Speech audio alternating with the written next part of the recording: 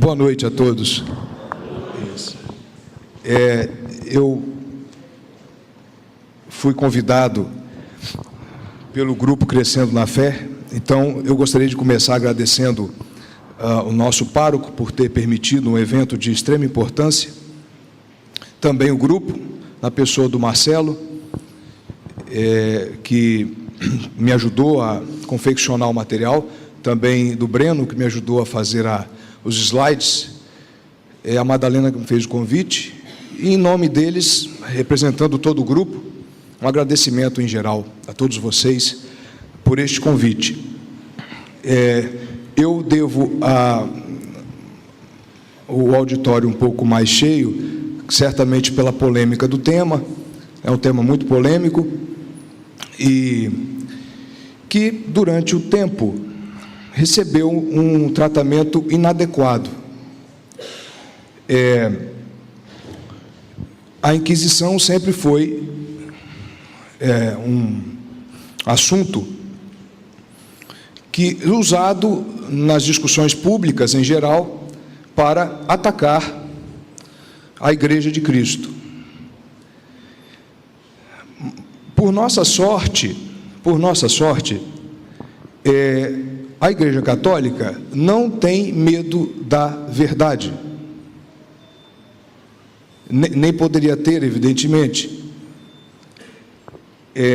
E o Santo Padre João Paulo II, hoje canonizado, então vou me referir a ele como São João Paulo II, em 1994, quando houve uma altíssima pressão dos órgãos de comunicação internacionais para que a Igreja revisitasse e revisasse alguns assuntos que, segundo eles, seriam muito espinhosos para a Igreja, o Papa João Paulo II fez, então, aquilo que pouca gente esperava. Olha, eu vou abrir todos os documentos, se bem que eles nunca estiveram fechados. A qualquer pessoa que queira visitar as câmaras vaticanas e tem que fazer um pedido antecipado, há um protocolo mínimo, porque são documentos antigos e as pessoas podem rasgar e retirá-los com muita facilidade. Então, um mínimo de cuidado é tido, mas que está sigiloso, não. Mas o Papa, para não dizer que a Igreja não abre e que ele não fez o convite, ele convidou um grupo de 30 historiadores e ele fez questão de que esses historiadores não fossem católicos, se bem que ele também não proibiu a entrada de historiadores católicos, para analisar toda a documentação referente à Inquisição que estava guardada nas câmaras vaticanas. E assim se fez. Em 98, ele só conseguiu reunir esses historiadores, porque foi um movimento enorme, que envolveu o mundo inteiro, tinha judeus, tinha ateus, agnósticos e alguns católicos. Isso levou muito tempo. Em 98, de 94 a 98, em 98, esta junta de historiadores foi constituída, e finalmente eles fizeram a pesquisa. Os resultados só saíram em 2003, fizeram um simpósio, e cada historiador apresentou o seu trabalho. Eles estudaram todas as inquisições que existiram. O nosso tema, para ser um pouco mais adequado, se eu quisesse ser um pouco mais rigoroso cientificamente, ele não deveria se chamar a Santa Inquisição ou Inquisição, e sim as Inquisições, porque nós tivemos várias.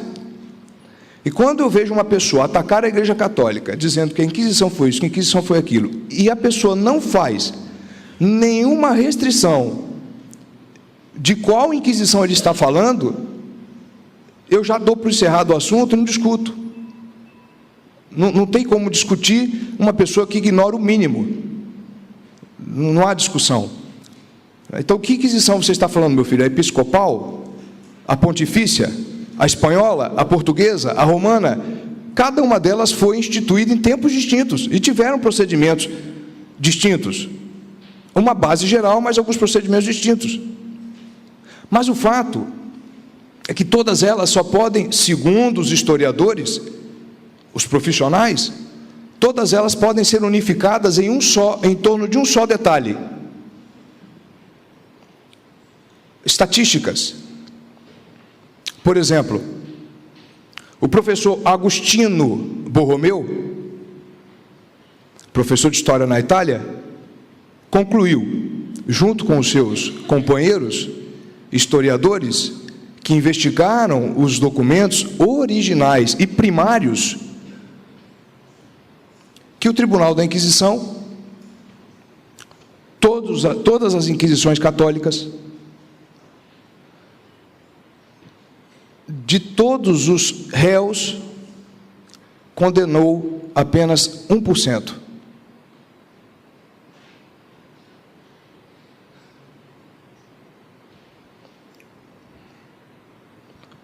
E um dos historiadores ainda disse: foi o tribunal mais humano que existiu e misericordioso. Eu gastaria um tempo enorme se eu fizesse aqui uma pequena busca histórica de como se executavam as penas no poder civil, no poder político. O direito, na época do Império Romano, o direito, na época da Idade Média, o direito ainda era um direito romano, com influências dos bárbaros, dos povos bárbaros, que com muita dificuldade foram cristianizados e convertidos. E as penas eram executadas de maneira muito violenta, muito violenta. E o Tribunal da Inquisição, segundo estes historiadores, representou um avanço humanitário. Isto choca, me chocou. Me chocou porque eu, por exemplo, estudei na escola marista, que é uma escola de confissão católica, mas lá eu tive um professor e uma professora que destruíram o tribunal, falaram barbaridades, como até hoje se fala, que o tribunal matou milhões de bruxas, que o tribunal matou milhões de judeus e matou milhões de não católicos. Pois bem, assim age o mundo. Por exemplo, a senhora Fátima Bernardes, quando o Papa João Paulo II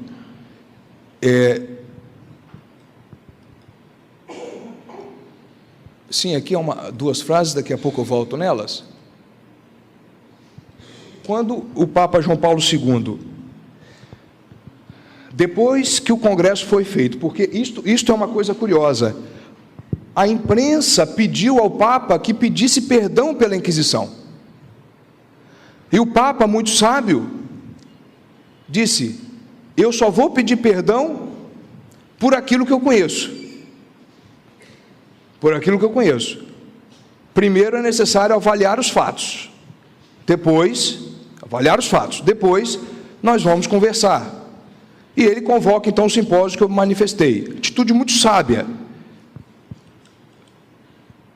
Antes de pedir perdão, diz o Papa João Paulo II, é necessário ter conhecimento preciso dos fatos. Já foi o primeiro tapa na cara que o Papa deu nos órgãos de imprensa internacional. Como se ele estivesse dizendo: coisa que vocês nunca fizeram. Pois eu vou tomar a iniciativa. Vocês não precisam vir aqui, porque vocês não virão. Eu vou tomar a iniciativa. Eu sou o cabeça da igreja. E vou abrir os documentos. E vamos ver o que vai dar. Quisera Deus que as outras denominações religiosas fizessem o mesmo. Por exemplo, quisera Deus que os protestantes abrissem os documentos, se ainda estão conservados, eu acredito que não estejam, sobre a Inquisição protestante.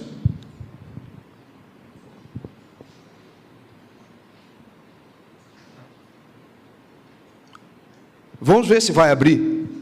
Não sei se abre, mas não precisa abrir, nós conhecemos. Não vou falar dela aqui agora. Seria bom que se falasse, mas não vou falar. Agora, esta frase aqui é impressionante. Já volto. O Santo Padre Leão XIII, citando Cícero: A primeira lei da história é nunca mentir.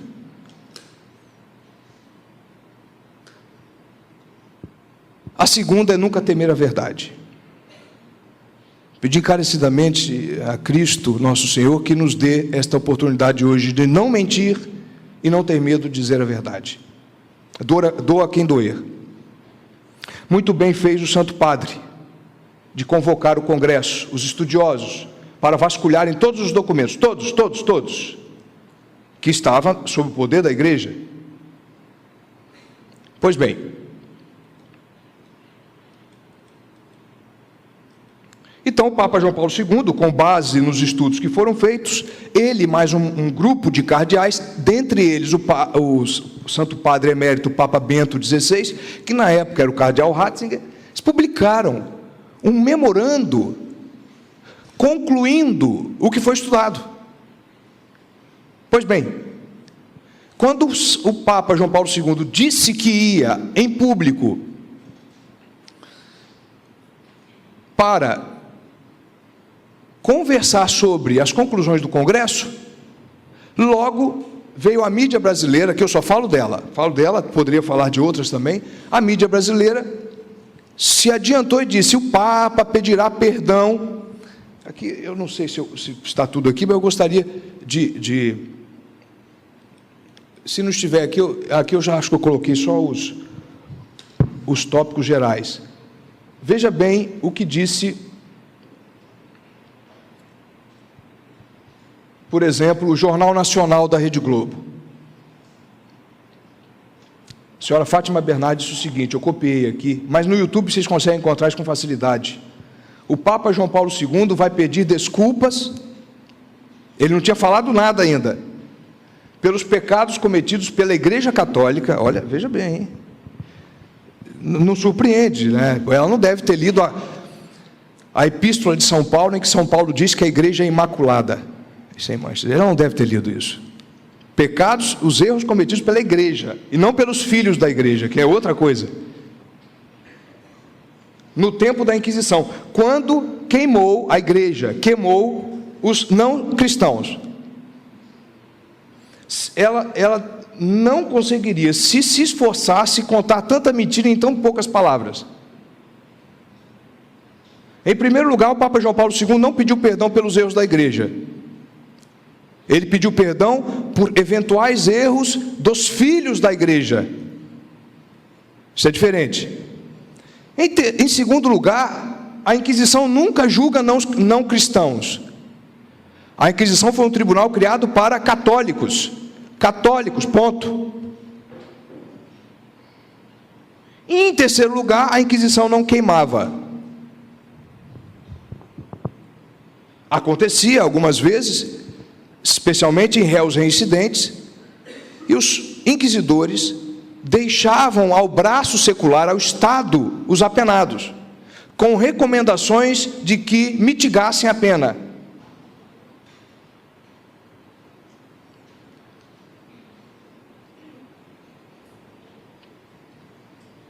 Poderia ter se informado melhor,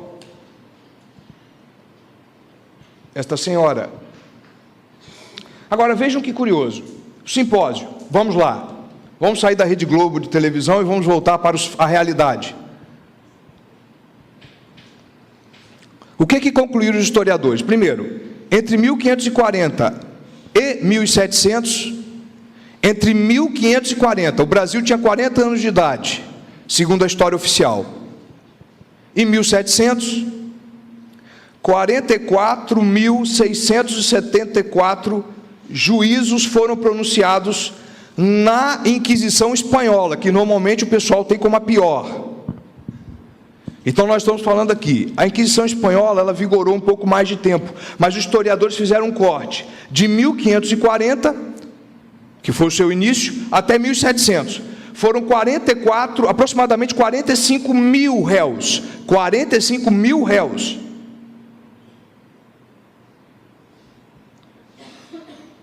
Aqueles que morreram foi apenas 804.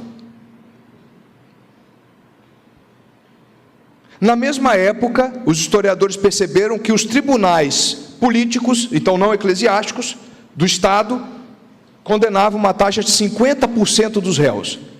Se tinha 100 mil réus, 50 mil eram executados com a pena de morte. E mais, destes 1,8%, apenas 1,7%, ou seja, apenas 13, foram condenados no procedimento chamado contumácia. O que era contumácia? Se queimava um boneco no lugar do réu, apenas representativo.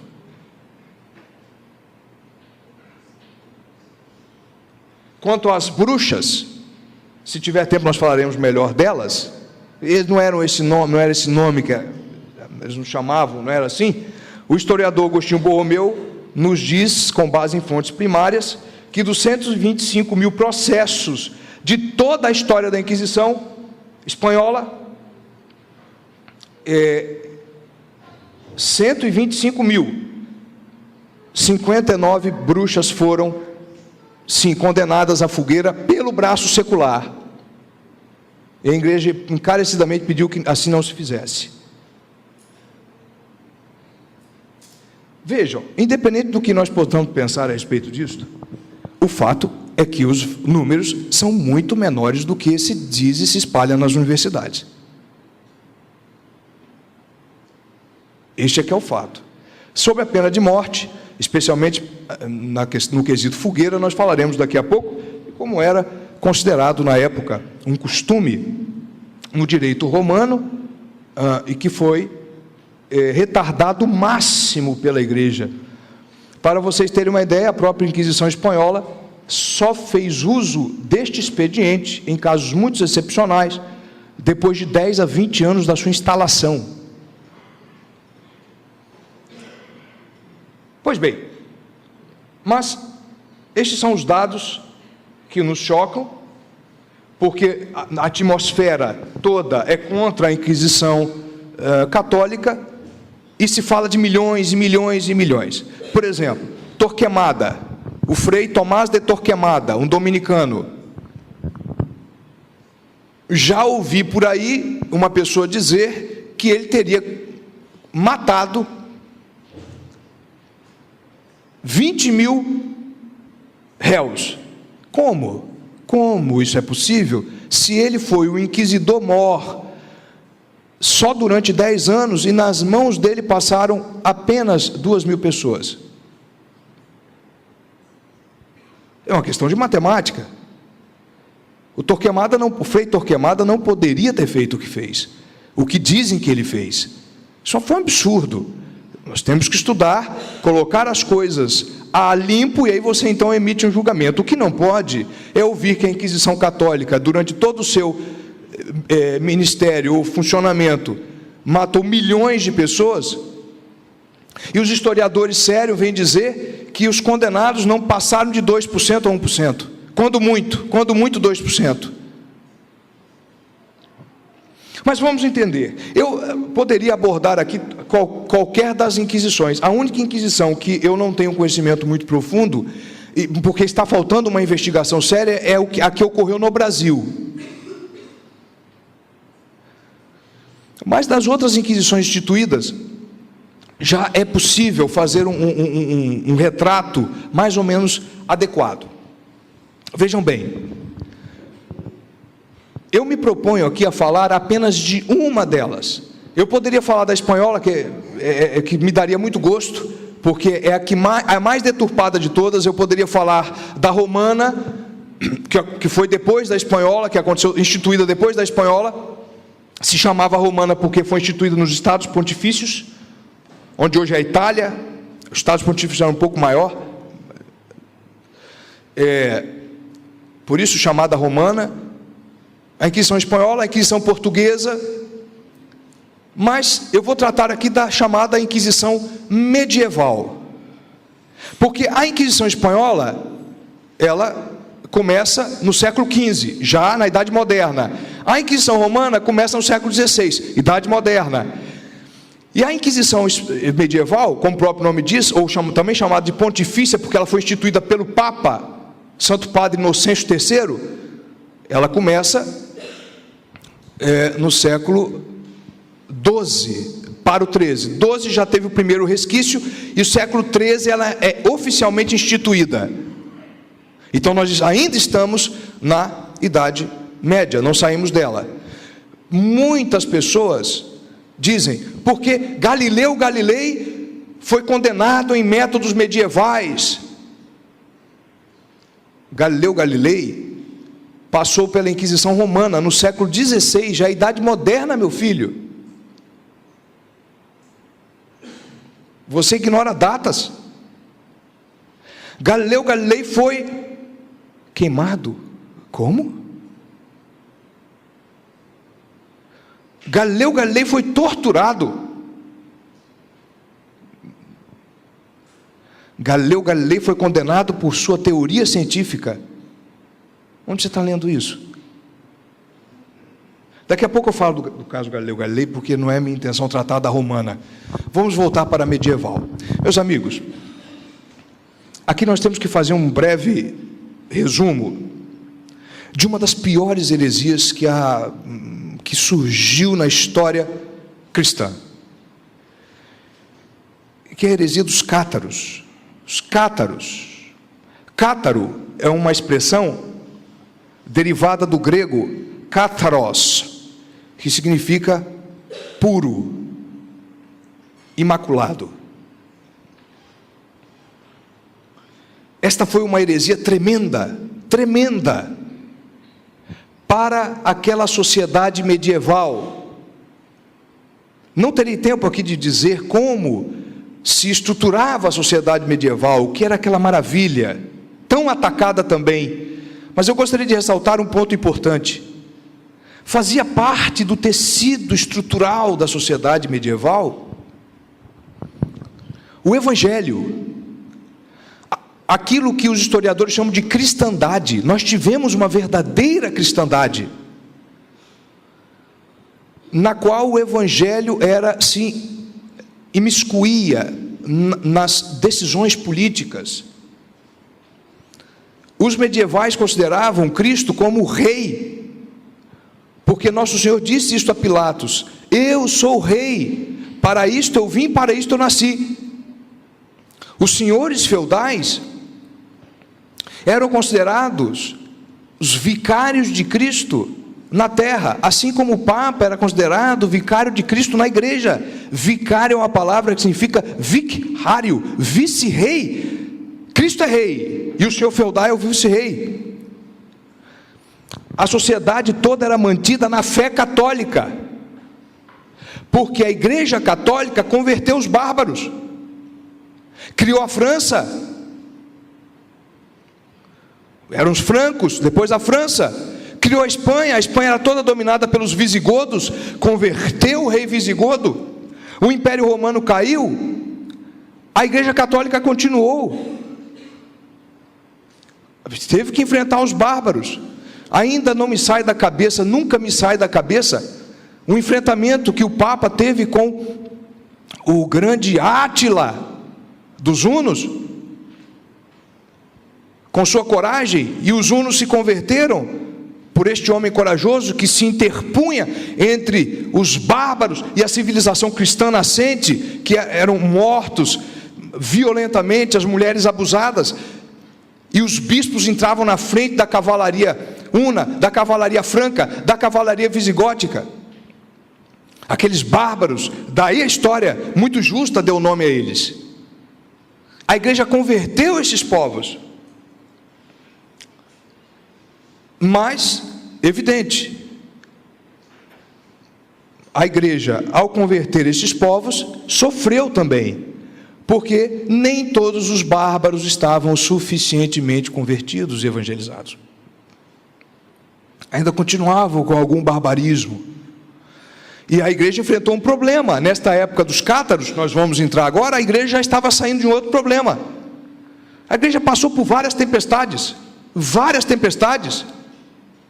como na barca de Pedro, várias tempestades. A primeira foi a sinagoga, os judeus perseguiram Cristo, né? A segunda foram os arianos, outra heresia problemática e tremenda, que se a igreja não tivesse resolvido o problema, nós estaríamos em apuros hoje. O outro foi a querela, a famosa questão das investiduras. O que aconteceu? Rapidamente. O poder local, o poder secular, começou a indicar os bispos. O Papa não podia indicar bispos. O Papa não podia sagrar padres. Nós tivemos, por exemplo, um caso absurdo de um nobre que fez o seu sobrinho Papa com 12 anos de idade.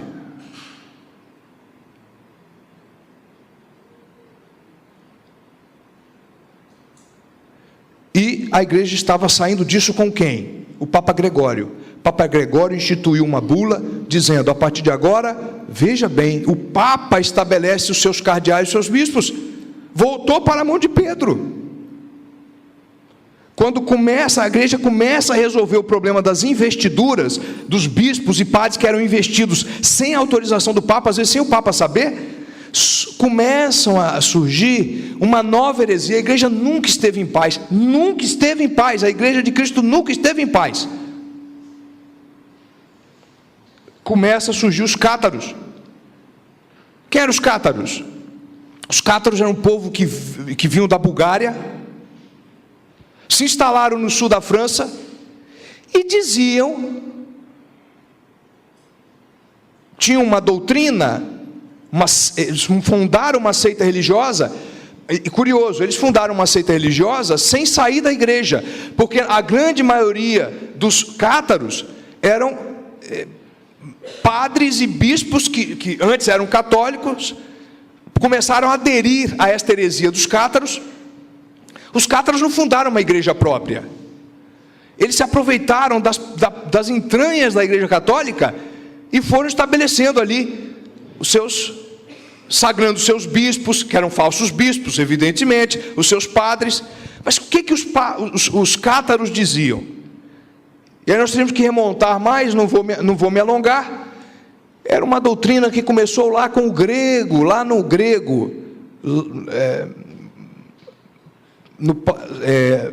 pagão, Platão, porque Platão, também influenciado pela religião órfica grega, pelos pitagóricos, por Sócrates, Platão entendia que o homem tem um princípio bom, que é a carne, um princípio mau, que é a carne, e um princípio bom, que é a alma. Então Platão dizia que tudo que é carne é imprestável. Por isso que, segundo Platão, uma vez que o corpo morre, a alma se liberta, vai para uma outra região, e o corpo se dilui e não aparece mais. Isso é um absurdo. Para nós católicos, isso é um absurdo. Nosso Santo Catecismo é claro: o nosso corpo ressurgirá com a nossa alma, porque o corpo também foi criado por Deus, e tudo que Deus faz é bom. Mas para Platão, o corpo é mau, a matéria é ruim. E um grupo de pessoas na Bulgária, chamados Bogomilos, porque na língua eslava, na Bulgária depois esse idioma se espalhou pela Rússia. Bog quer dizer Deus, Bug quer dizer Deus, e Milos, amigo, os amigos de Deus. Os Bogomilos, que eram um povo que habitava a Bulgária, começaram a adotar essa prática platônica e misturaram esse péssimo platonismo com a doutrina cristã. Eles começaram a dizer que o corpo nada vale e precisa ser castigado. Não só isto, tudo que se refere à matéria e ao corpo também precisa ser extirpado do homem. Um desses elementos é a questão sexual. Então, para os bogomilos, por exemplo, os búlgaros, essa seita búlgara, o sexo é, em qualquer circunstância, ruim, deve ser evitado. E mais, as mulheres e os homens, além de terem que se abster das relações sexuais, mesmo naquelas circunstâncias autorizadas, depois do casamento, principalmente, não poderia gerar os filhos. Por quê?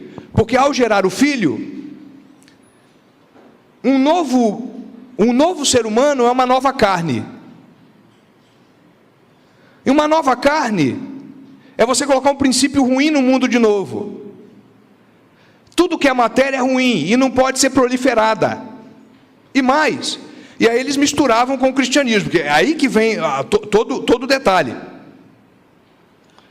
Eles diziam o seguinte: o Deus do Antigo Testamento, que criou todas as coisas, está lá no Gênesis, é o Deus mau. É Satanás. E o Deus bom é o Deus do Novo Testamento. Então os bogomilos entendiam que existiam dois princípios para a realidade, dois deuses. Não é um Deus só. São dois deuses, o bom e o mal. O mal cria a matéria e o bom cria o espírito. Então quando um homem se relaciona com uma mulher e disso gera uma criatura, um filho, ele está fazendo com que o Deus bom crie a alma, o espírito e jogue na matéria que foi criada pelo Deus mau. Então, quando você tem um filho, você está trabalhando para Satanás. Esta doutrina chegou ao sul da França, e aqui vem um problema dramático, numa região chamada Languedoc, ou Occitânia. Por quê? Languedoc quer dizer a língua do Oc. Oc era a linguagem que se falava nessa região do sul da França, que ainda não era o francês. O francês, tal como nós conhecemos hoje, um pouco mais rudimentar, se falava no norte. No norte. No sul da França se falava a língua do Oc, onde o sim era Oc. Hoje a língua que prevaleceu na França é a língua do norte, em que o sim era dito oui, como hoje ainda é, e não oc. Então era uma região na França, infelizmente eu não tenho um mapa aqui, mas tinha essa região na França. Eu queria o mapa porque talvez eu precise dizer de onde saiu tal senhor feudal, para onde foi, etc. Tal. Mas não tem problema, a gente tenta fazer aqui. No sul da França existia essa região, constituída por Toulouse, Montpellier, não é? Paris não, Paris estava distante disso. Albigeois, por isso é que os cátaros também foram chamados de albigenses, porque a capital de Albigeois era Albi, um nome que não é muito bom, porque os cátaros, a grande concentração dos cátaros não ficava muito em Albi, ficava em Toulouse. Um determinado bispo búlgaro vem e se instala no sul da França e começa a espalhar a doutrina bogomila. E estas pessoas ficaram conhecidos como os cátaros, porque eles se diziam puros. Primeiro, eles faziam jejuns muito extraordinários, porque tudo que é material é demoníaco, então temos que comer pouco. Infelizmente eu nasci, não pedi, eu não devia ter nascido, porque eu estou contribuindo com o Deus mau. Eu nasci, infelizmente. Se eu nasci, eu vou me alimentar pouco, porque alimentar-me muito é fazer crescer a matéria, é fazer crescer o princípio demoníaco. Então eles faziam muitos jejuns, se castigavam, penitências corporais violentas. Só que acontece o seguinte: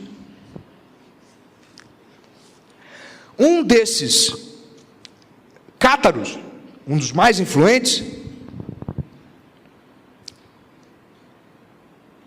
conseguiu se infiltrar no condado de Orléans, que fazia parte da região do Languedoc, e conseguiu a proeza de ser o confessor do rei Raimundo, do conde, na verdade, porque a França não era tão unida, era um conde, um senhor feudal, um nobre. Agora, vocês podem imaginar o que é um cátaro, um herege, um padre herege, ensinando para a rainha que ela não poderia fazer sexo com o rei, e não poderia dar a ele descendência.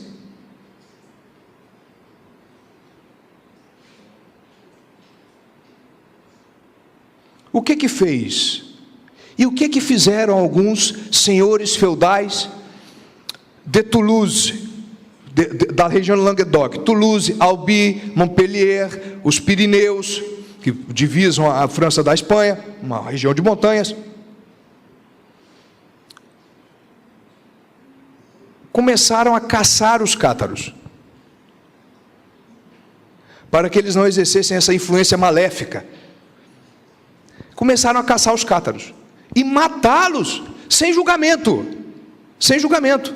O caso mesmo de Raimundo é um deles. Quando Raimundo soube que a sua esposa estava se confessando e tendo como diretor espiritual, o conselheiro espiritual, um cátaro, bom, o que que fez a esposa? O que que fez o rei? Invadiu o convento, pegou lá uns 12 cátaros, que ele foi perguntando: você é cátaro?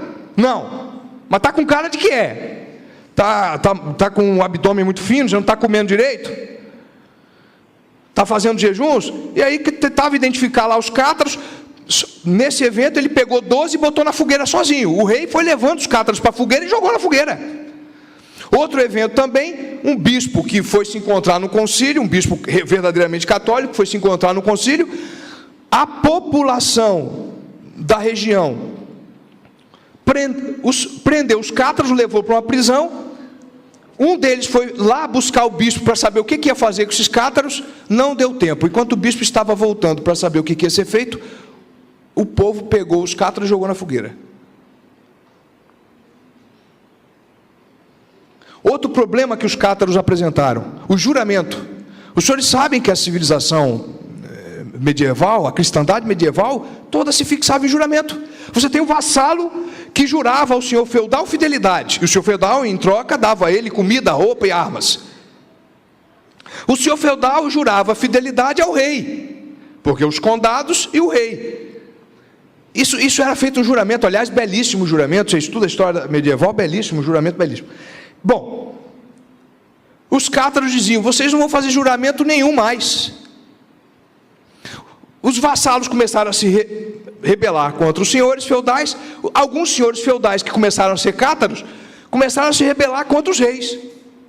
Em outras palavras, o reino cristão começou a ser dividido. Depois de tanto esforço, depois de ter convertido o Império Romano, na verdade com Deodósio I, outra mentira que se espalha, que a Igreja Católica se tornou oficial do Império Romano com Constantino. Isso é besteira, meu filho. Vou estudar um pouco mais. Constantino tolerou,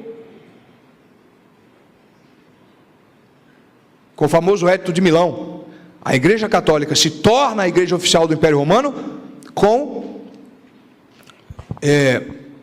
Teodósio, espanhol. A Espanha na época não tinha esse nome e era colônia romana. Tinha que ser da Espanha, não é? Reconhece a igreja. Mas, enfim, voltando. Depois a igreja enfrentou os bárbaros. E agora, os cátaros causam essa revolução. Vejam, meus caros, há relatos de fontes primárias, não terei como mostrar os documentos aqui agora, mas posso muito bem enviar depois, que os cátaros invadiam as casas e matavam as crianças. Feriam os ventres das mulheres.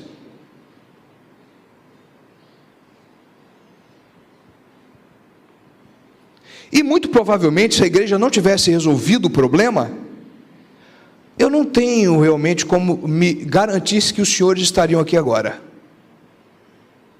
A humanidade já teria chegado ao fim. E olha que a doutrina cátara quase prosperou. Mas vamos lá, qual foi a primeira resposta que a igreja deu? Qual foi a primeira resposta que deu a igreja? E qual foi a única que ela poderia ter dado? A pregação. O Papa, que os cátaros começam a apresentar problema, o Papa ainda era Alexandre III. O Papa Alexandre III disse: os senhores feudais pediam ao Papa que tomasse providências mais profundas. O Papa disse: não. É melhor a conversão com a palavra, vamos convertê-los.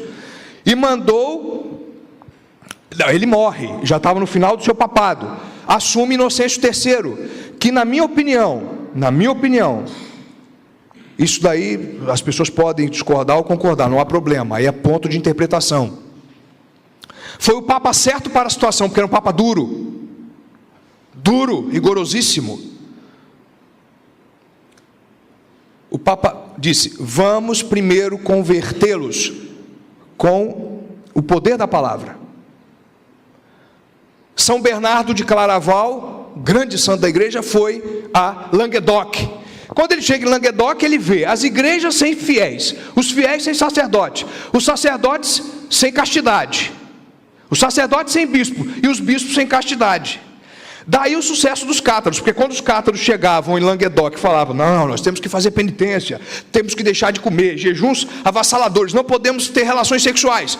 E aí as pessoas comuns, simples do povo, viam aquele clero que só pensava em sair, se divertir com uma mulher ou outra, um padre com uma mulher, o bispo omisso, viajava, ia lá para Paris, ia para Roma, não voltava, não via suas ovelhas. É evidente que os cátaros fizeram com algum sucesso.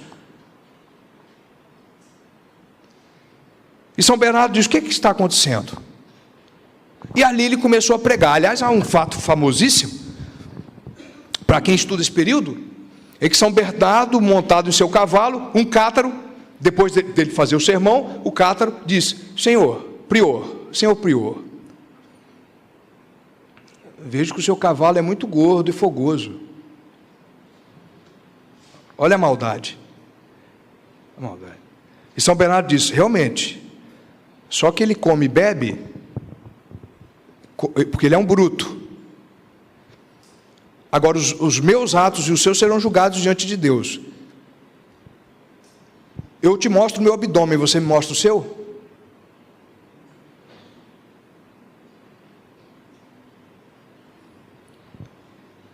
E a outra foi uma mulher. Eu quero muito bem falar dessa senhora, porque nós estamos no mundo do feminismo,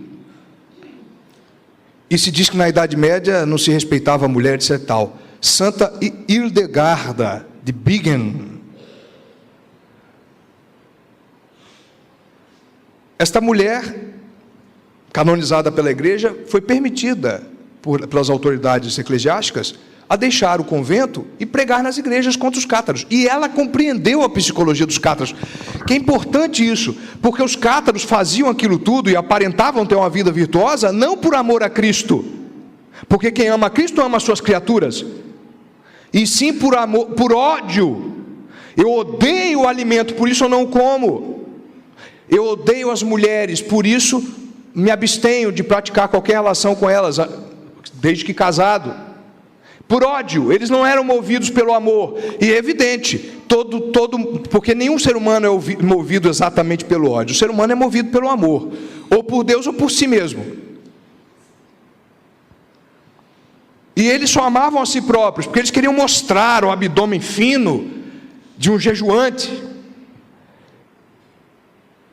São Bernardo não. São Bernardo fazia jejum por amor a Cristo, pela salvação das almas, para reparar os pecados contra a Sagrada Eucaristia, que naquela época também acontecia. Fazia os jejuns por amor aos seus irmãos, no corpo místico de Cristo. Santa Hildegarda entendeu a psicologia dos cátaros. Vocês não fazem por amor, vocês fazem por proselitismo, para se promover. Estão acabando com o tecido social, estão causando revoltas. E o outro pregador, este sim, especialíssimo, São Domingos de Gusmão, que fundou a ordem dominicana. Por isso é que a ordem dominicana, ela nasceu para combater heresias, e é uma das ordens que mais estudam dentro da igreja, de onde, por exemplo, veio ninguém menos, ninguém mais do que Santo Tomás de Aquino, o doutor comum, é um dominicano. São Domingos de Gusmão foi pregar. Agora, o que acontece? Acontece que a pregação obteve algum êxito, mas não foi o êxito esperado pelo Santo Padre. Primeiro porque a essas alturas, a igreja demorou a responder, a investir da cátedra, A essas alturas, quase todos os senhores feudais de Languedoc já eram cátaros. E a igreja estava perdendo a França. O Papa enviou uma carta para Filipe Augusto, o rei da França, para interferir nos senhores feudais, que tinham um juramento com ele. Filipe Augusto disse não, porque Filipe Augusto tinha acabado de conquistar a Normandia, da Inglaterra. Tinha assuntos mais prementes para resolver. O rei da França nega ajuda ao Papa. Até que acontece o desastre. O Papa manda um prelado de sua confiança pessoal, chamado Castelnau.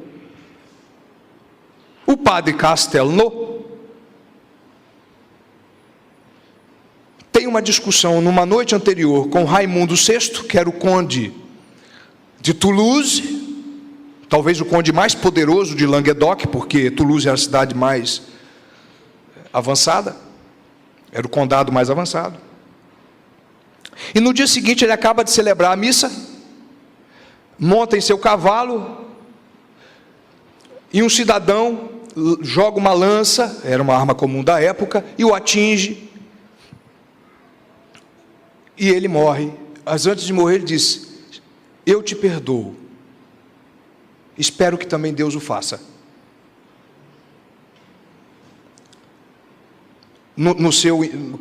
Na sua tumba, até hoje, naquelas regiões da França, está escrito: eis que morre o grande mártir de Cristo. Morreu, foi morto por um cátaro. E isto gerou uma reviravolta na situação. Depois de 10 anos, usando o expediente do diálogo, o Papa Inocêncio III decide convocar uma cruzada contra os cátaros. E fez. O padre Paulo Ricardo, que muitos conhecem aqui, disse que esse foi um grande erro. Foi trágico essa situação. Eu não acho que ela foi exata. Foi a resposta correta. O Papa envia, conclama o rei da França, que negou mais uma vez.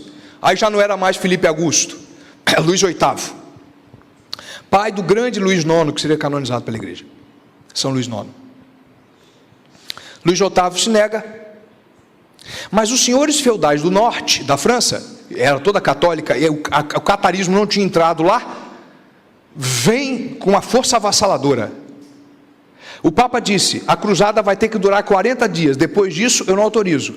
Para estimular alguns senhores feudais que eram mais preguiçosos, o Papa deu a indulgência plenária, como ele já tinha feito nas cruzadas a Jerusalém. O Papa Inocêncio III não era brincadeira, hein?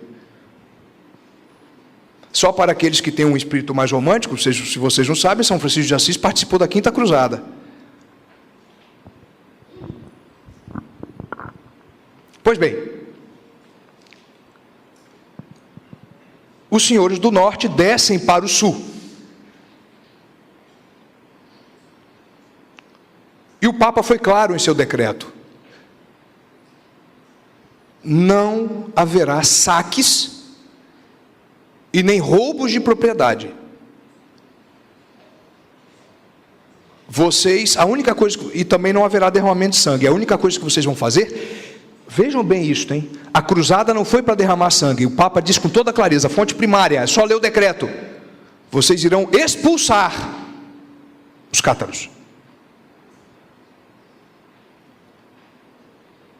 Mas no meio do caminho a coisa ficou um pouco complicada, porque o Papa foi convencido por um bispo francês de que se ele não tirasse os bens e as terras dos senhores feudais cátaros, o catarismo teria sustentação financeira. Era preciso golpear o financeiro. E aí o Papa, então, O primeiro condado que foi conquistado foi Toulouse, o maior deles.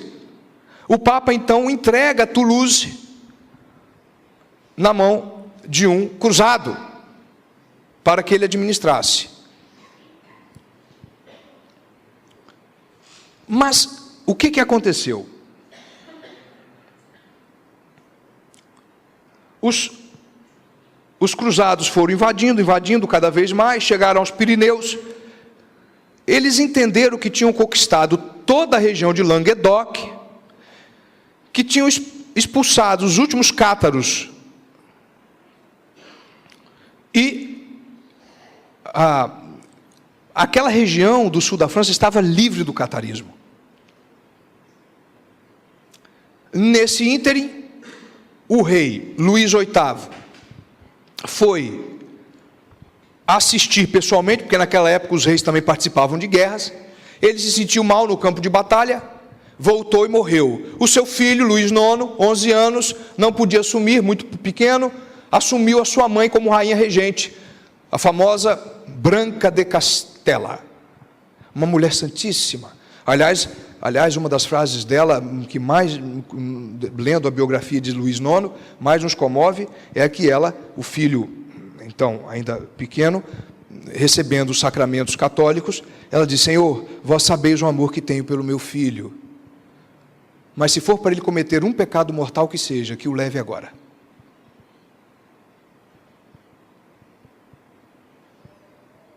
Luís IX. Os capetos.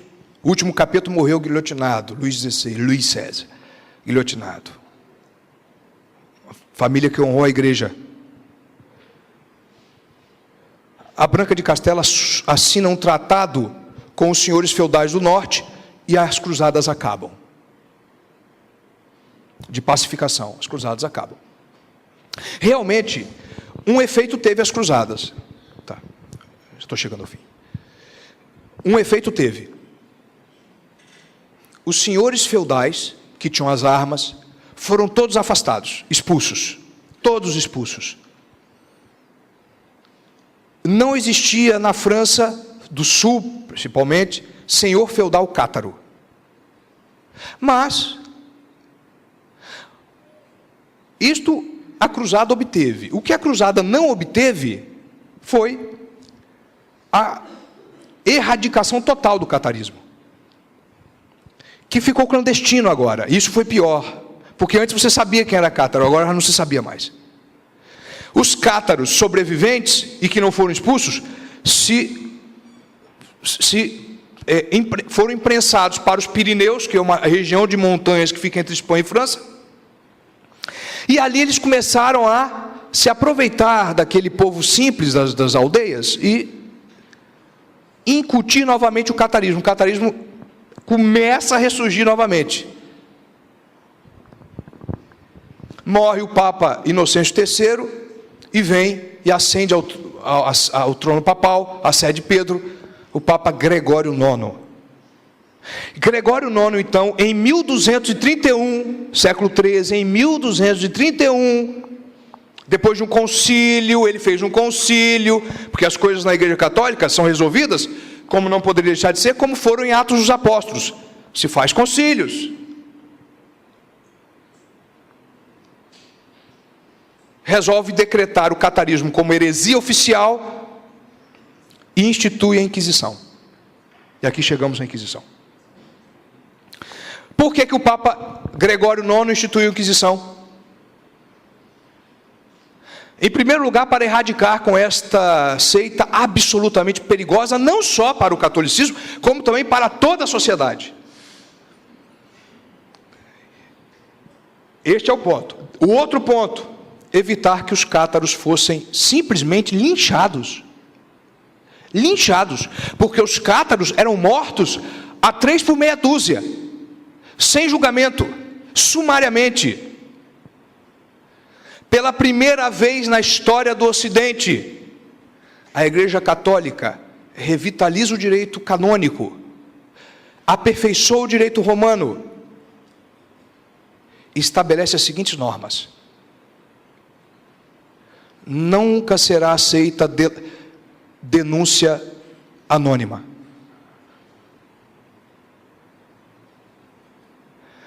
Todo o réu será inquirido com a presença de pelo menos um advogado.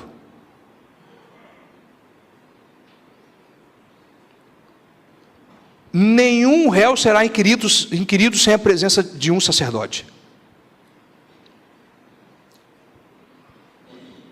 Estas eram normas específicas do manual de inquisição, que hoje ninguém mais lê. Assim era o procedimento. O Papa instituiu o inquisidor geral, que cuidava de uma determinada região. Esse inquisidor geral nomeava inquisidores. Os nomes eram inquisidores, porque eles não eram geral. Normalmente os inquisidores eram dominicanos e franciscanos. Isso aqui é uma coisa que é importante falar, porque Deus não abandona a sua igreja. E na mesma época dos cátaros, que vinham com essa história de jejum e mortificação, a igreja suscitou 2 homens santíssimos. Um eu já falei, São Domingos de Gusmão, e o outro São Francisco de Assis. São Francisco de Assis surge em pleno vigor do catarismo. Mas em São Francisco de Assis você observa o quê? Você observa a verdadeira ligação do homem com a natureza. O mundo criado não é feito pelo demônio.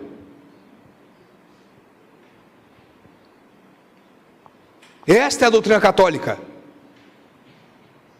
Os filhos são uma bênção.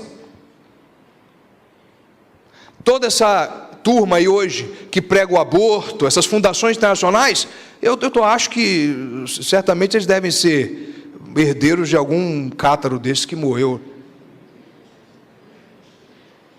Provavelmente. Então, estabeleceu-se a Inquisição. O procedimento era o seguinte: o Papa nomeava o inquisidor geral. Por isso é que esta Inquisição foi chamada de Inquisição Pontifícia, porque ela não estava ligada a nenhum bispo, a nenhum padre, porque os bispos eram omissos. E os padres naquela época, na região de Languedoc, estavam um pouco mais preocupados com alguma diversão.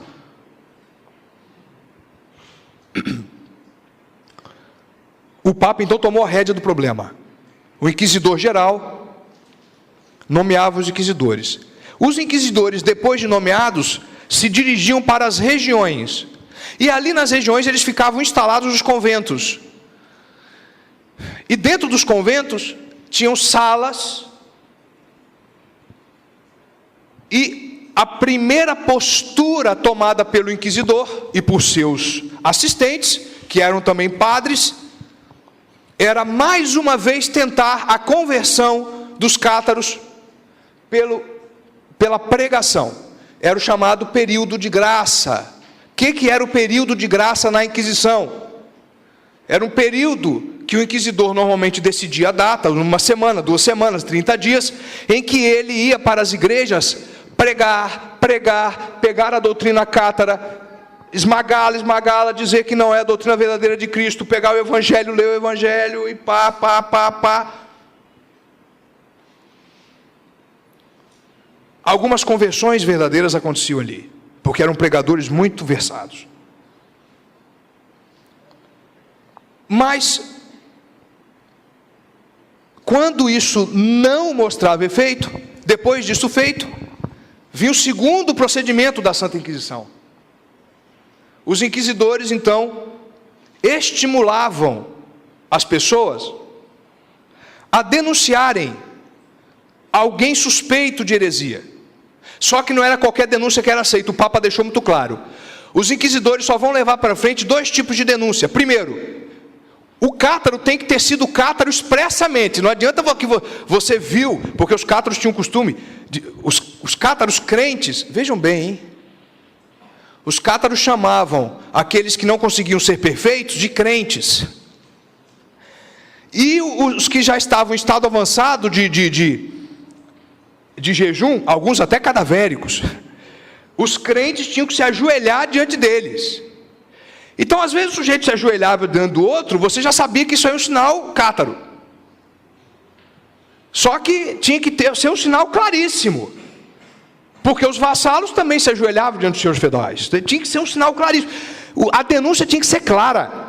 Não é porque eu vi, achei que é cátaro. Os inquisidores não aceitavam. Uma vez que existia denúncias sérias, os inquisidores eram obrigados a fazer uma ficha corrida dos denunciantes. Por exemplo, ladrão, confesso, não era aceito. Homicida, não era aceito. Eu sou advogado e digo aos senhores hoje que esse procedimento me surpreende. Eu conheço pessoas que foram condenadas por denúncia anônima, que foram condenadas porque o preso fulano de tal falou contra o delegado foi condenado. É um tipo de procedimento que me assusta, me surpreende. Pois, isso aconteceu. Então eles viam a qualidade das testemunhas. Depois disso feito, eles convocavam o suspeito, que até então era suspeito. E faziam o quê? Acusavam? Não. Os inquisidores não acusavam. A acusação quem fez foi um terceiro. Os inquisidores inquiriam. Por isso a palavra inquisição. Inquisitio, em latim. Inquirir, perguntar. Eram perguntas longas, demoradas, porque o que interessava era a verdade, simplesmente. Em muitos casos, o réu confessava: realmente, eu não sabia o que era realmente a doutrina cátara, não estava bem informado. Eu sou um católico batizado, mas não estudei a doutrina católica. Quantos dos senhores conhecem estas figuras? Que são católicos e nunca estudaram nada? Veja, outra aparece para mim, uma pessoa: olha, eu era católico, agora eu sou protestante. Eu falei: mas você era católica mesmo?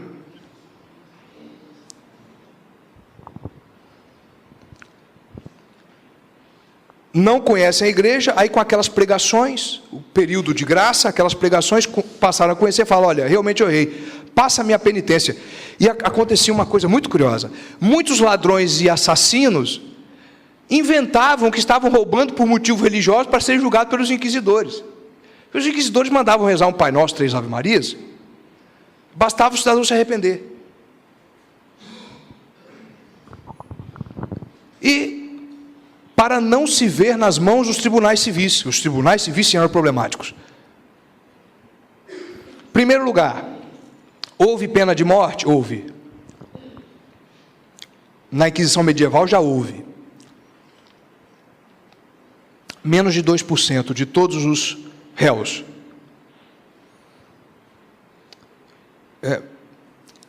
A igreja executava as penas? Não. A igreja nada fala, meus amigos e amigas. O tribunal da Inquisição foi um tribunal exclusivamente religioso, que julgava católicos e que tinha que separar se estava em heresia ou não. Não competia à igreja dizer qual a pena civil e temporal que cabia aquilo. A igreja dizia a pena espiritual: você vai rezar tanto, vai rezar tanto. E as penas capitais, assim eram chamadas, elas aconteceram em 90% dos casos reincidentes. O sujeito ia para o tribunal, se dizia arrependido, os inquisidores passavam as penas, aquilo era resolvido, e ele voltava a reincidir. O tribunal de novo avaliava, e se ele se obstinasse nisso, se ele teimasse em ser cátaro, ou em agredir a sociedade com aquela determinada doutrina, então a igreja fazia o que era a pior das situações para um réu, que era entregá-la para o braço secular, para o Estado. Em 90% dos casos, entregar para o Estado era a fogueira. Mas, se vocês lerem as cartas que os inquisidores enviavam para as autoridades civis, pedindo clemência, e somente réus absolutamente problemáticos, que já tinham matado 1, 2, 3 vezes. E a mentalidade da época era esta. Santo Tomás de Aquino foi muito claro. Naquela época, meus amigos, especialmente na região de Languedoc, falsificar uma moeda era pena de morte pela fogueira. O que dirá perverter uma alma, que era um bem muito maior. Essa era a mentalidade da época. Senão nós cometemos o famoso anacronismo, que qualquer professor de história sabe. Anacronismo é aquele julgamento histórico que é feito fora do seu tempo. Mesmo assim, a igreja foi muito misericordiosa. E só usou o artifício da pena capital, e só deu para o Estado, em último caso, quando ela não poderia mais nada fazer. Então, o Tribunal da Inquisição, especialmente a medieval, porque da espanhola eu não falei, nem da romana, que já são modernas. A Inquisição medieval foi absolutamente misericordiosa, e se comparado com todos os tribunais que já existiram no mundo, eu não falo nem dos antigos, porque estes não tem comparação possível. Inclusive os de hoje. Não houve tribunal que perdoou mais. Não houve tribunal mais caridoso, respeitoso. Aliás, eu já encerro, vou encerrar agora, lendo uma prescrição que era feita para os inquisidores. Aqui, os senhores já devem ter visto, eu acabei não precisando de passar, né? Enfim, os senhores já devem ter visto Em Nome da Rosa, um filme que se baseou no livro de Umberto Eco. Umberto Eco se aproveita da sua erudição, e efetivamente ele tem, para confundir as pessoas. Ali há 2 erros básicos no filme. Primeiro, fala a questão do riso, que a Igreja Católica proibiu o riso. O Aristóteles escreveu um livro, um capítulo da Poética, que falava do riso. Então, ali no filme se diz que a Igreja Católica estava escondendo o livro. Mas só tem um detalhe, naquela época em que se passa o filme, esse segundo capítulo da Poética de Aristóteles ainda não tinha sido achado, só foi achado depois. A igreja não tinha como esconder livro nenhum. Em segundo lugar, o sujeito mais mal falado no filme foi um inquisidor chamado Bernardo Guy. O Bernardo Guy realmente existiu. E o Umberto Eco trata o cidadão com uma maldade tão grande que é difícil de acreditar. Veja bem o que diz o Bernardo Guy em uma de suas cartas, porque ele era o inquisidor geral, então ele tinha a responsabilidade de direcionar os seus inquisidores. Ele dizia: o inquisidor deve ter fervor e zelo pela verdade religiosa, para a salvação das almas e pela erradicação da heresia. Serenos e pacíficos em meio aos alvoroços e contratempos, intrépidos no perigo até a morte, alheios a todo tipo de pressa ou audácia atropelada. Imagina se os nossos juízes tivessem 1% disso, hein? Inflexível aos rogos e incorruptíveis aos presentes, mas sem endurecer seu coração, até o ponto de ser obrigado a usar novos parâmetros ou não diminuir as penas. Nas questões duvidosas, cautelosos e circunspectos, sem obstinar-se em seu próprio parecer, fáceis e prontos a escutar, discutir e examinar tudo com cuidado e paciência, até que se venha a luz, e finalmente, que brilhe o amor à verdade e à misericórdia, virtudes próprias de todo juiz, de sorte que suas decisões nunca pareçam ditadas pela cobiça e nem pela crueldade. Existiram alguns exageros? Sim. E o Papa João Paulo II fez muito bem em pedir perdão por eles, pelos filhos. Os filhos. Nós tivemos, por exemplo, o caso famoso do primeiro inquisidor medieval, o Bernardo Guy já foi depois, chamado, se não estou enganado, Raimundo, o búlgaro, porque ele veio da Bulgária também, ele era um cátaro convertido. E o Papa entendeu que colocando, estaria lutando de frente a frente com o inimigo cátaro, porque ele já tinha sido cátaro, ele conhecia o problema. Ele, não sei porquê, desobedeceu todos os decretos papais e agiu com tanta violência que as reclamações saíram do sul da França e foram parar lá no Papa. E o Papa o que fez?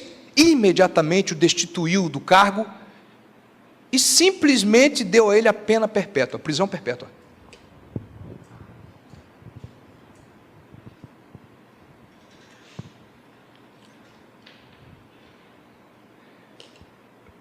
Julga-se, com dados apropriados hoje, que a Inquisição protestante tenha matado 150 mil pessoas. Calvino condenou um médico que descobriu a circulação do sangue nas veias hortas à pena da fogueira, ele sozinho. O decreto dele hoje pode ser estudado e consultado. Eu queria entrar aqui no caso Galileu, mas eu acho que não vai dar tempo. 8h20. Falar um pouco melhor desse caso e de outros também, não há problema nenhum, pode ser falado. Eu acho até que eu sugeriria ao grupo, se pudesse, fazer um encontro desse apenas com a Inquisição protestante, seria interessante. Seria muito interessante, com documentos primários, porque não dá para estudar um fenômeno como esse sem documentos primários. E o que são documentos primários? São documentos da época, com testemunhos da época. Eu acho que é necessário esta revisão. Então, vai ser muito difícil apontar o dedo na nossa cara. Naquela época, a Inquisição representou um avanço humanitário e misericordioso. Já um historiador disse a Inquisição, o tribunal de misericórdia. Não há mais como negar isso. Não é propaganda católica, não é nada, é simplesmente a verdade. Por um acaso, nos beneficia. Há tempo, porque até a injustiça tem prazo. Viva São João Paulo II, que nos deu essa oportunidade. E fico feliz, para dizer que eu não falei das flores, porque li 2 livros de autores protestantes muito honestos e que estão revisando a Inquisição Católica. Mas o que eu gostaria mesmo é que eles revisitassem a Inquisição deles, porque a nossa já sabemos o que foi. Então é isso. Eu gostaria de encerrar, não sei, é para falar alguma coisa a mais? É para dar alguma vez, não? Eu termino por aqui. Muito obrigado vocês que vieram. Eu vou fazer as perguntas. As perguntas? Ah, sim. Se alguém quiser. Gente, é o seguinte.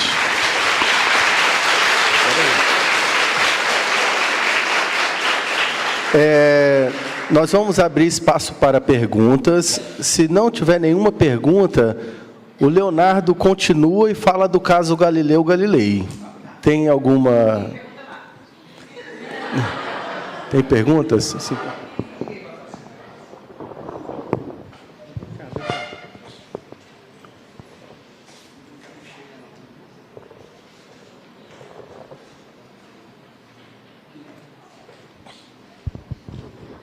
E boa noite. Minha dúvida é o seguinte, igual você que estudou na escola católica, eu também estudei, e eu acredito como muitos aqui, também teve essa educação, agora errônea, sobre a Inquisição.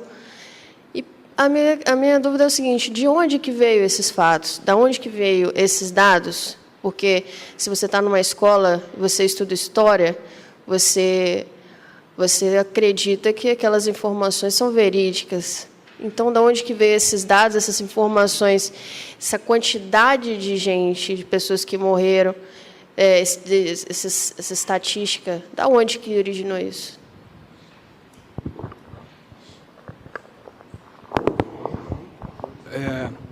Seu nome? Thaís, boa noite. Muito obrigado pela pergunta, porque eu tentarei ser rápido para que outras pessoas possam perguntar também.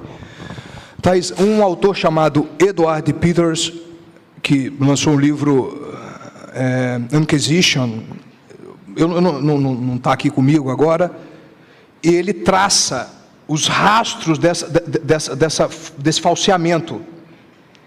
E ele mostra com documentos de que os primeiros livros que começaram a pintar a Inquisição com aqueles instrumentos de tortura, quem nunca viu? Aquelas rodas de suplício. Imagina. A espanhola usou 3, mas eu não vou falar disso agora não. Os 3, mas eram que nem se comparam a este. Né? E esse número de mortes, de milhões, de mil, já vi 200 mil. Alguns livros protestantes já trazem uma cifra muito grande, especialmente o iluminismo. No iluminismo francês, porque tudo tem que ser na França, não sei porquê. E a França é a filha primogênita da igreja, a primeira convertida, a primeira nação que nasceu no seio da igreja com a conversão de Clovis, belíssima inclusive, conversão belíssima. A França foi principalmente com Voltaire, Diderot. Diderot tem uma obra chamada A Religiosa, que é mentira do Sofia, ele mesmo disse, um negócio pavoroso. Eles não tinham vergonha, são desavergonhados. A Reforma Protestante espalhou muito esse mito. E iluminismo francês. O iluminismo francês foi pavoroso. Se a gente pegar a obra Enciclopédia, lá fala da Inquisição. Os números ali são absurdos. E olha que eram documentos que ainda estavam... Porque, por exemplo, a Inquisição na Espanha, depois, já no século XIX... Agora, também ninguém fala que foi a Igreja Católica a primeira a extinguir a pena da fogueira. No mundo. Em 1800 e pouco. Ali já não se aplicava mais. Se aplicou um pouco, era o último recurso, quando não tinha mais jeito. Você vê? Depois também ela extinguiu. Foi ela que extinguiu, foi mais ninguém. Eu tinha esquecido de falar disso, mas principalmente a Reforma Protestante e o Iluminismo. Esses dados vêm de lá. E aqui no Brasil, do marxismo. Infelizmente, nossas escolas, inclusive na que eu estudei, sofrem com uma doutrinação esquerdista e marxista, né? Inclusive dizendo que a Inquisição espanhola foi criada pelo rei Fernando e pela Isabel de Castela, porque queriam saquear o dinheiro dos judeus. Mas que absurdo, é só ler os documentos, que absurdo, eles estavam preocupados com outras coisas. Os judeus estavam desunindo a Espanha. Então, é isto. Reforma Protestante e Iluminismo. Mais alguma pergunta?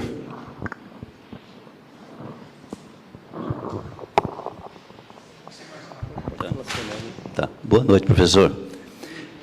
A minha pergunta não é um questionamento se está certo ou errado o que esse fato, né, que mexeu com toda a sociedade humana, né? E depois desse fato ainda, outros acontecimentos, tipo a escravidão, tipo as guerras mundiais também foram até superiores em relação à humanidade, tá? Eu gostaria de ouvir do senhor um posicionamento que hoje a igreja, na maioria dos países, o cristianismo, né, nem vou falar igreja católica, o cristianismo, na maioria dos países, são laicos, né? O Estado separado da igreja, né? E com o avanço da sociedade em termos de direitos humanos e outros valores que foram embutidos na sociedade, né?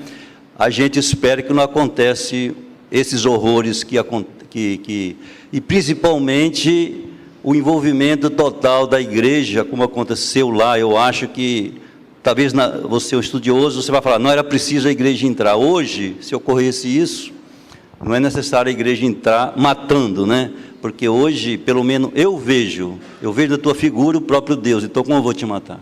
Entendeu? Para poder acabar com a outra coisa. Deixa o outro te matar, não eu, que sou cristão, matar o outro cristão, tá? Mas só que no mundo está surgindo um movimento lá no Oriente Médio que está copiando basicamente isso, né? Eu tive a oportunidade de participar num debate certos tempos aí atrás, que eles consideram o Ocidente totalmente perdido, tem que ser eliminado. E aos pouquinhos estão se envolvendo, se infiltrando na nossa sociedade ocidental. Você poderia nos esclarecer, por favor? Muito obrigado. Bom, o senhor se refere ao Islã. ao Islã, aos muçulmanos, Então, o Islã precisa ter um freio. Tem que fazer o que a Polônia fez.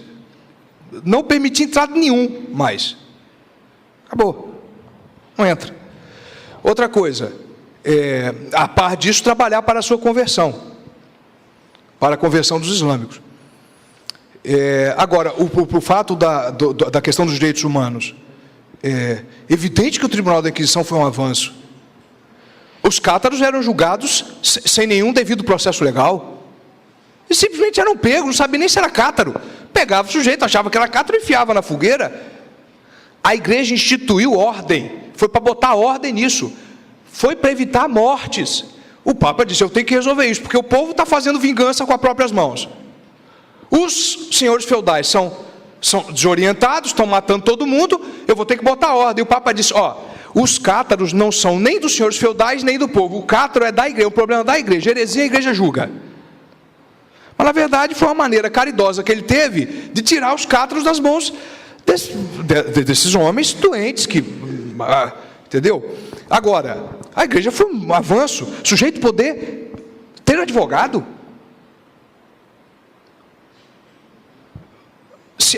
Outra coisa, houve casos, a tortura foi permitida, especialmente na Inquisição espanhola, temas espinhosos, foi 30 minutos, sem sangue, 30 minutos, quando necessário. Sabe quando a igreja usou? Ele poderia ter usado, em 3 casos, e ainda assim. Mas nós estamos tratando de uma época em que as pessoas faziam operações dentárias sem anestesia. Amputava-se membros sem anestesia. Os homens eram mais homens. 30 minutos? Mas isto, nos tribunais civis e estaduais, poder secular, era toda hora suplício, toda hora suplício. Inúmeros casos de criminosos comuns que inventavam um pretexto religioso. Não, eu furtei porque eu sou cátaro. E aí ia para a Inquisição. A Inquisição ia lá, relaxava o cidadão, dá uma prisão. Foi o que aconteceu com Galileu, por exemplo. E, aliás, foi muito bem recebido. O caso de Galileu é um dos poucos que reclama-se de barriga cheia. Ele, inclusive, numa carta reconheceu, amigo de Papa Urbano VIII. Enfim, mas não se compara com o Islã. Não se compara o que aconteceu lá com o Islã. Estes homens são brutais. Ou o senhor, por exemplo, já viu algum membro do ISE pegar um católico e começar a inquiri-lo, e de repente relaxar, Antes fosse.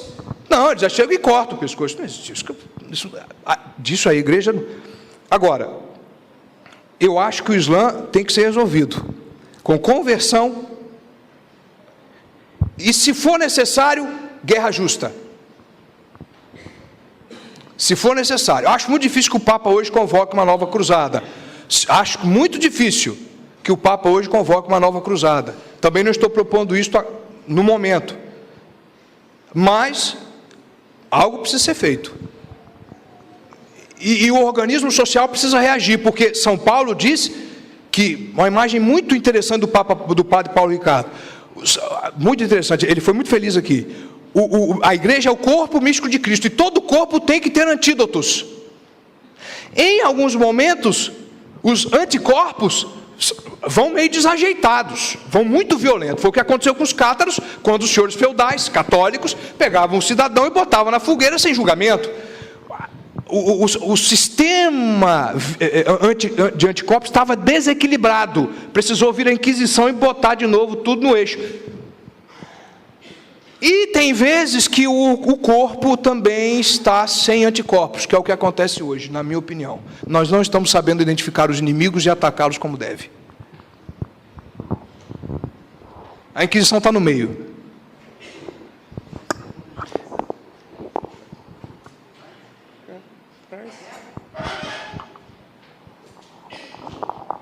Vou ler aqui pergunta, não lembro de quem foi.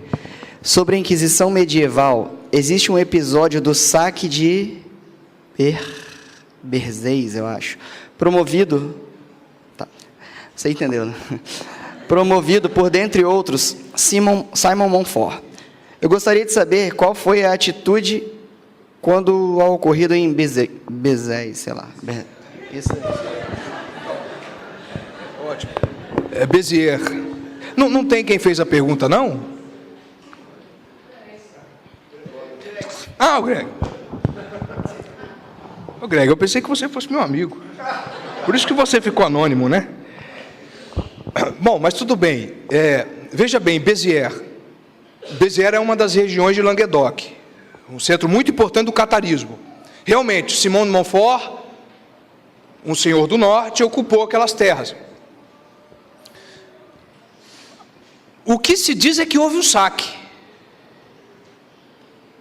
Mas lendo os documentos do antigo senhor feudal para a igreja, você percebe que Simão de Montfort, no primeiro momento, não queria assumi-la. A pedido do Papa, assumiu. Ele não queria assumi-lo porque no primeiro decreto, no primeiro momento, o Papa não queria saque. Alguns outros aconteceram mesmo. Aconteceram maldade dos cruzados, maldades cruzados. Mas Simão de Montfort não, era um homem muito virtuoso.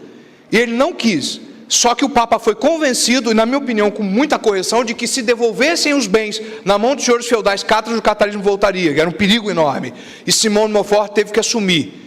Assumiu e precisava de uma fala do Papa para ele largar. Não era um homem que estava ligado exatamente ao dinheiro, era um homem virtuoso. Alguns cruzados eram muito virtuosos, não é? Como foi o Godofredo em Jerusalém, porque quando eles cercaram Jerusalém, ele foi um dos únicos de alta patente a ter sobrevivido. Isso é belíssima essa história.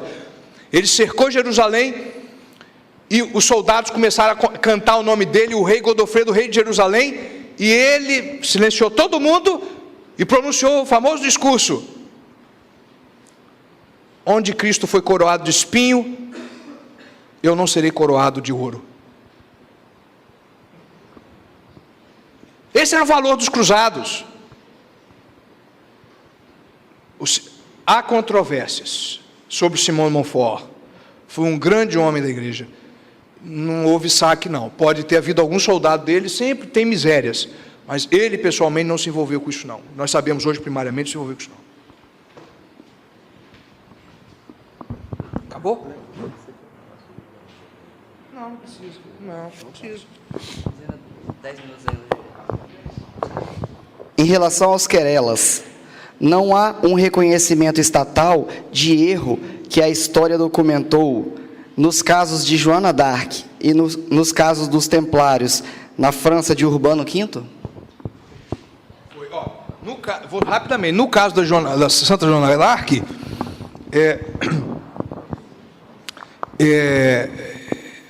a igreja não tem culpa nenhuma disso. Porque foi um bispo vendido à coroa inglesa. Um bispo vendido à coroa inglesa, que instituiu uma inquisição sem que o Papa soubesse. E deu no que deu. E olha, fontes primárias, Santa Joana d'Arc escreveu uma carta pouco antes de morrer, dizendo que tivesse ela sido entregue nas mãos da Inquisição verdadeira da igreja, o destino dela seria outro. Isso significa... muito obrigado pela caridade, viu, minha jovem? Tá, você, se eu tivesse naquela época, eu não te colocaria na Inquisição, não. Então, o que acontece? Foi um erro do qual a igreja não tem responsabilidade nenhuma. E ela, inclusive, queria ser entregue. Mas não só ela. Vou falar do Santa Joana d'Arc e seus Templários. Vou falar dos Templários. Santa Teresa d'Ávila, conhecem? Famosa. Santa Teresa de Jesus. Umas obras dela foram para o Index.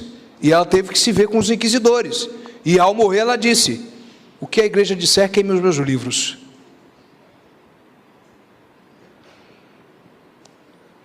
Há uma lenda de que São João da Cruz também tivesse sido, mas nós sabemos que hoje não foi. Muitos santos foram para a Inquisição, aceitaram. Outra coisa, os Templários, outra injustiça. Por causa de um senhor, de um rei maluco, ganancioso, que queria os bens dos templários, inventou para o Papa que ele estava adorando uma entidade satânica, Bafomé. Por isso que alguns maçons atribuem a fundação da maçonaria em Jacques de Molay, o que é outra bizarrice, os maçons não conhecem a sua própria história. É tudo invenção, né? Mas, de fato, os templários, outra injustiça. No caso de Joana d'Arc, a memória dela foi restabelecida. Quando, então, o Papa teve acesso aos documentos, a reabilitou, não só isso, a canonizou imediatamente.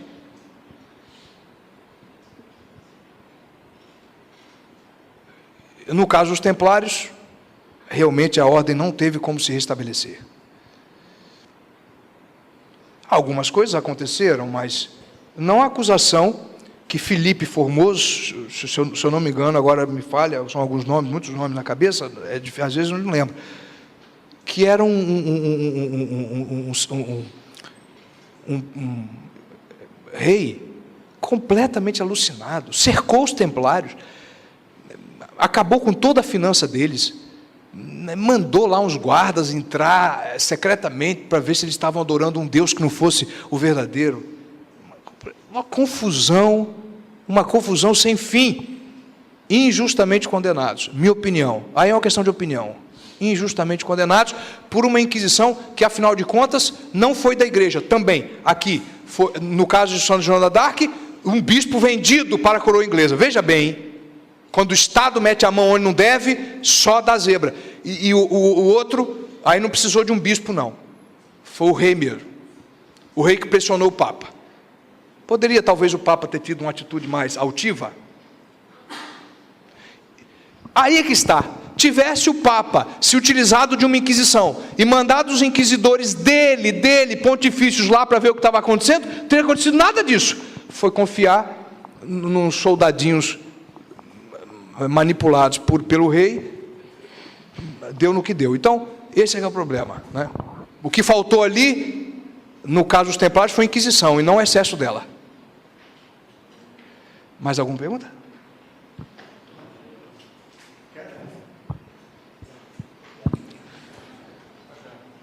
Você? Meu grande amigo, eu esqueci de falar, minha esposa está aqui, por isso que eu estou tão empolgado. É que você não fala. A gente percebeu. Boa noite, Léo. Léo, a gente sabe que não são somente os livros de segundo grau, enfim, de ensino médio, as fontes históricas que tratam dessa questão, mas tem outras referências também que falam da questão da colonização e como que a Inquisição agiu na colonização, sobretudo nos povos do continente americano. Eu queria saber de ti, ouvir de você, como é que funcionou a Inquisição, porque, assim, é claro, isso é muito breve, né? Porque não daria tempo. Mas como é que funcionou a Inquisição no sentido de que, chegando num território completamente diferente do que era a Europa, dando de frente, batendo de frente, né, com culturas completamente diferentes, religiões diferentes, como é que o Tribunal da Inquisição trabalhou separadamente do Estado? Porque eu vejo que você está sempre fazendo essa questão, e que é uma coisa que os historiadores não fazem, né, separar o Estado da Igreja, né? Como é que a Inquisição conseguiu trabalhar sem se corromper pelo Estado? Eu não sei como é que se... Exato, sobretudo nas colônias espanholas, né? Nas colônias espanholas não conseguiu, porque na Espanha a Inquisição nasceu com o Estado. Os reis Fernando e Isabel pediram ao Papa e o Papa concedeu. Ela não. Ela agora, acho que já foi beatificada pela Santa Igreja, ela foi uma mulher, o confessor dela foi Torquemada. Era o confessor dela, imagine, um homem austeríssimo. Ele pediu que tinha que resolver o problema dos judeus falsos conversos, não eram judeus, eram falsos. Mas, por exemplo, a Espanha trouxe aqui para os nossos vizinhos a Inquisição. Como é que funcionava? Aqui foi um pouco diferente da medieval, porque a medieval realmente estava independente do Estado. Aqui não. Aqui sempre houve um namoro complicado. Por isso que a Inquisição Espanhola sempre foi a mais problemática para a gente tratar. Mas tratando com uma certa sabedoria, mesmo assim, mesmo no caso dela, em que o Estado interferiu muito, por exemplo, os reis podiam escolher os inquisidores. Problema. Ainda se manteve uma lisura muito maior do que se fosse um tribunal só civil. Por exemplo, na Espanha, de todo o tempo em que ocorreu a Inquisição, coisa de 350 anos, condenados 1% apenas. Veja bem, Vinícius, isso não existe. Você pode vir aqui no Fórum de Vila Velha. Isso não existe em lugar nenhum do mundo, parâmetro. Então, ainda se separou. Agora, eu acho que podia ser feito aqui no Brasil. A Inquisição Portuguesa, por exemplo, ela foi um pouco mais forte e rígida do que a espanhola, por exemplo. Ninguém fala.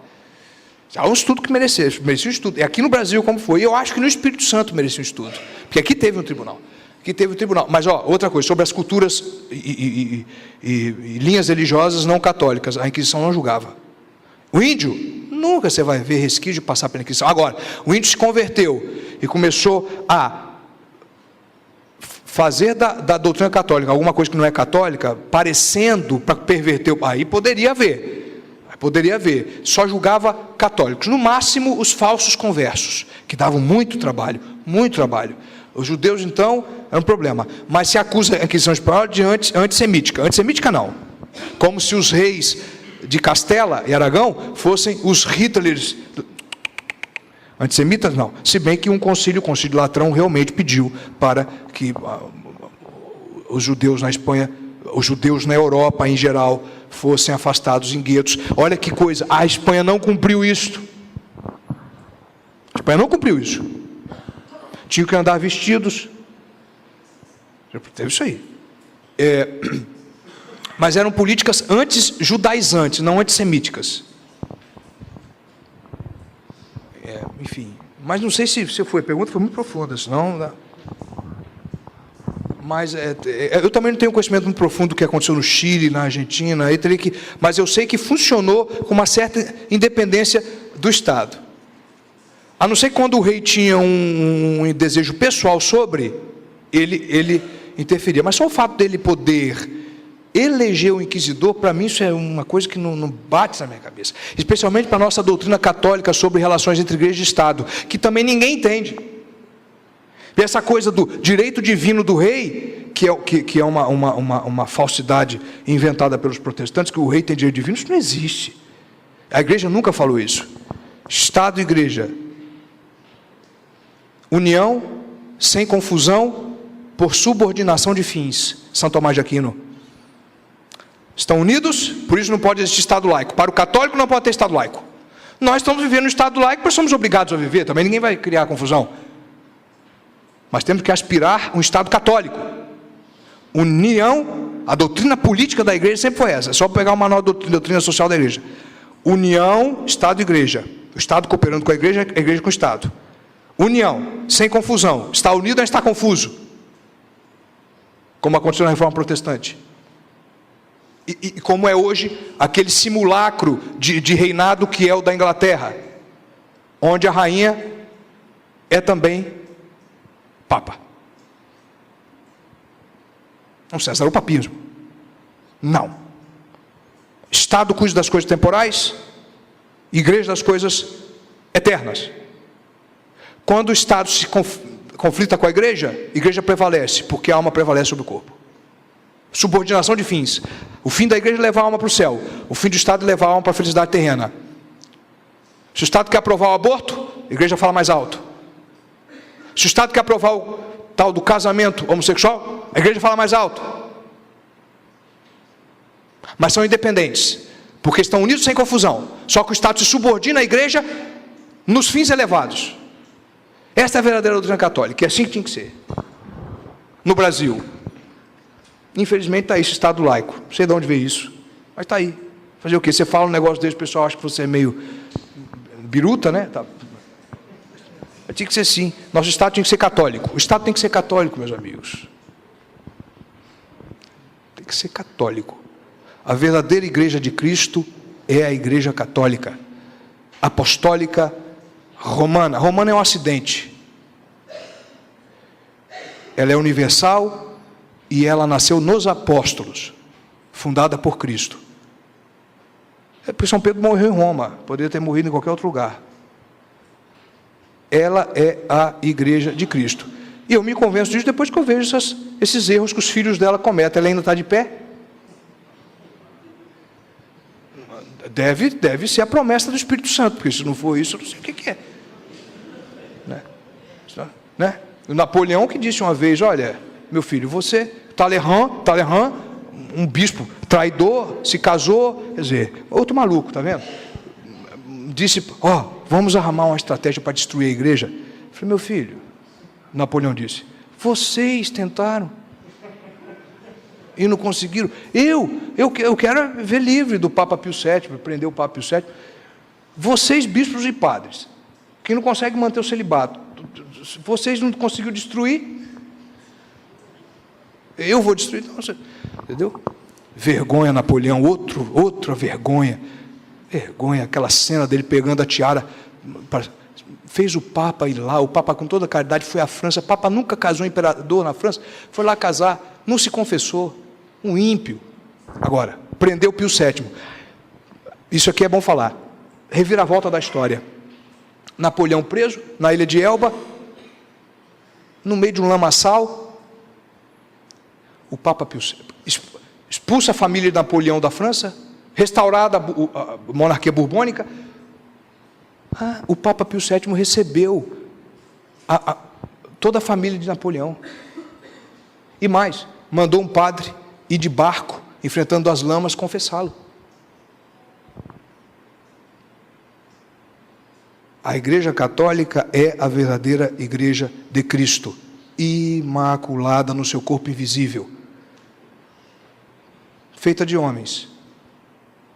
É nisso. Então, é isso.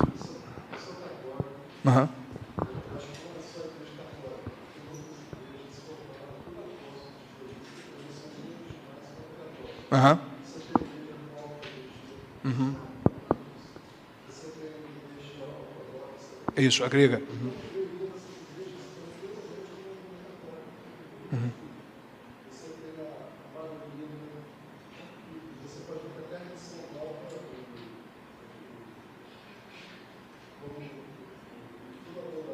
Jonas Abib, se não me engano. A renovação, né? É isso aí.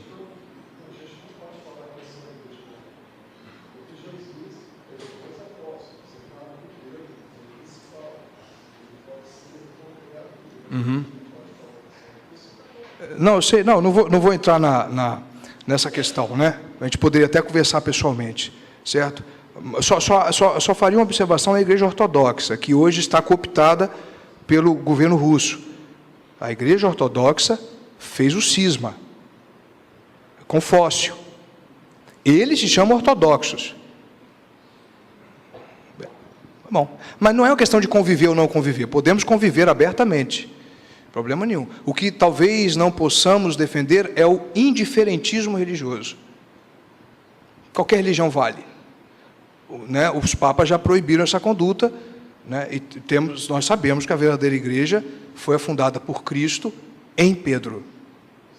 Em Pedro e com Pedro. Tá. Quer o microfone? O horário? Não, mas são católicos, são ritos católicos. São ritos católicos. Eu vou encerrar, tá? Eu vou encerrar agora.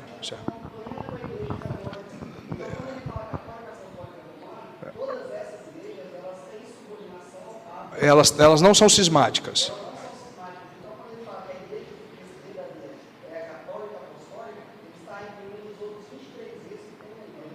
Mas nós vamos precisar encerrar, eu acho. Vai precisar encerrar? Não dá tempo mais nenhuma pergunta.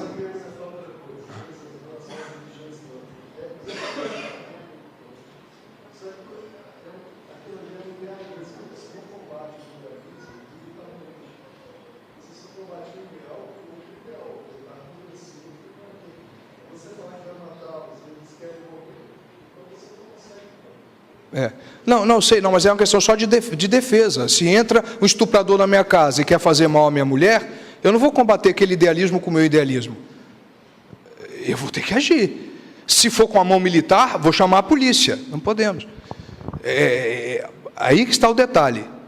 A guerra justa sempre foi uma comum nos santos da igreja. Só ler Santo Agostinho, não guerra santa, porque o Islã fala em guerra santa. Não existe guerra santa.